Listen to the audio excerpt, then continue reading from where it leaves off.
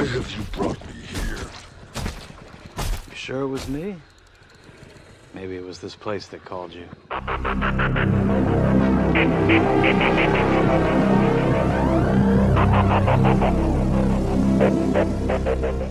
In issue 3 of The Swamp Thing, Ram V moves past the initial desert setting and dives headlong into the otherworldly realm of the Green.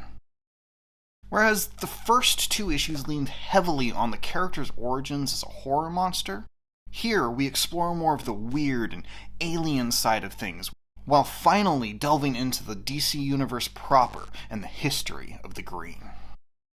In these few short pages, we welcome not 1, but 2 different Poison Ivies, as seen on the issue's cover. This is a character who has always had a connection to the Green, though the comics largely haven't explored this rather obvious element. It was teased and rumored after Heroes in Crisis that she would become the new avatar of the Green, but for whatever reason, that never really came to fruition. At least, not that I'm aware of. Sitting enthroned within the heart of the Green is one Ivy, while another wanders the realm, her sanity in tatters. This is done to explore questions of identity, as Queen Ivy has seemingly shed from herself her humanity, suggesting that the weakened, delirious other Ivy might be that lost fragment of her personality. Queen Ivy is ruthless and vicious, while the lowly Ivy is timid and frail, neither the totality of who they once were. And further, is Queen Ivy truly the Queen of the Green? Is she self-appointed?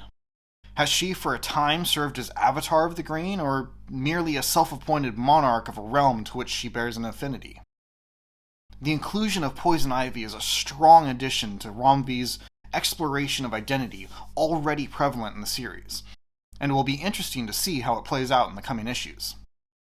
Likewise, we get some hints at a deeper world of the Green, with the brief introduction of the Wodoros, however you pronounce that, a strange behemoth wandering through the lush landscape of this otherworldly realm.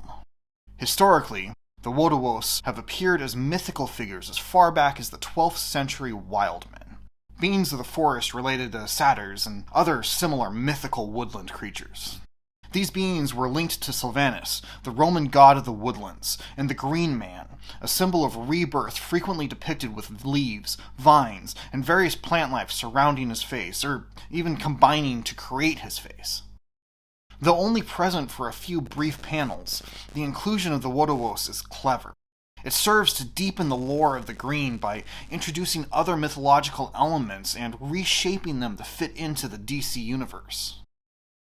While I absolutely hope to see Ram V do more with this, I would be satisfied if he left it with only this brief appearance, as it serves to build a greater sense of depth and mystery to the Green.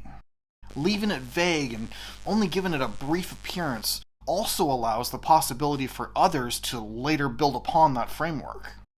However, there is a lot that could be done with the history of the Wodoros and the Wildmen, the Green Man, Sylvanus, and more. I would love to see Ram V build up the Green even further with such introductions.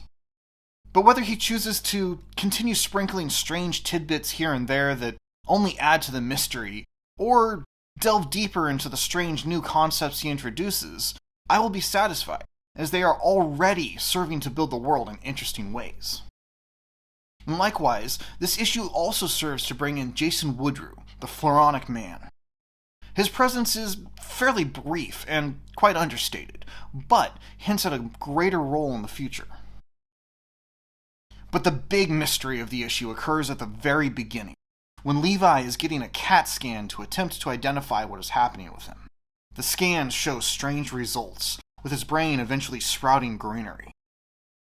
Soon, the entire room is overtaken with plant life, his body growing flowers as his mind descends into the green.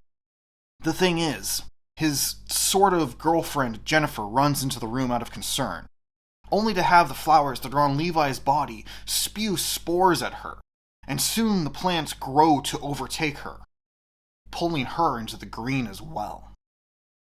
And add to this the hints that there is something corrupting the green, an unknown force somewhere that could destroy not only the green itself, but the real world beyond as well.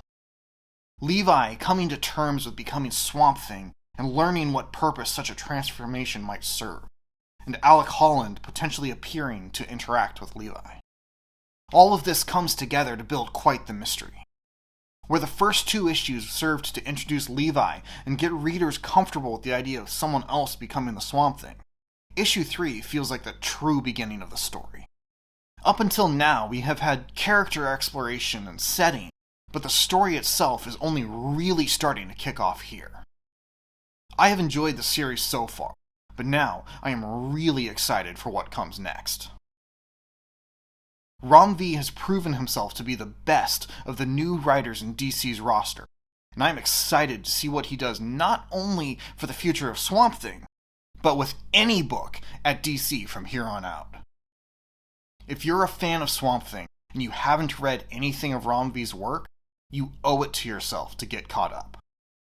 Pick up Future State Swamp Thing, read the first 3 issues of the Infinite Frontier Swamp, and join me in marveling at the incredible work being penned by the deft hand of Ram V. Be sure to help me out by hitting like and subscribe, leave a comment to let me know your thoughts, and until next time, this is Uncle Joel saying, stay tangible.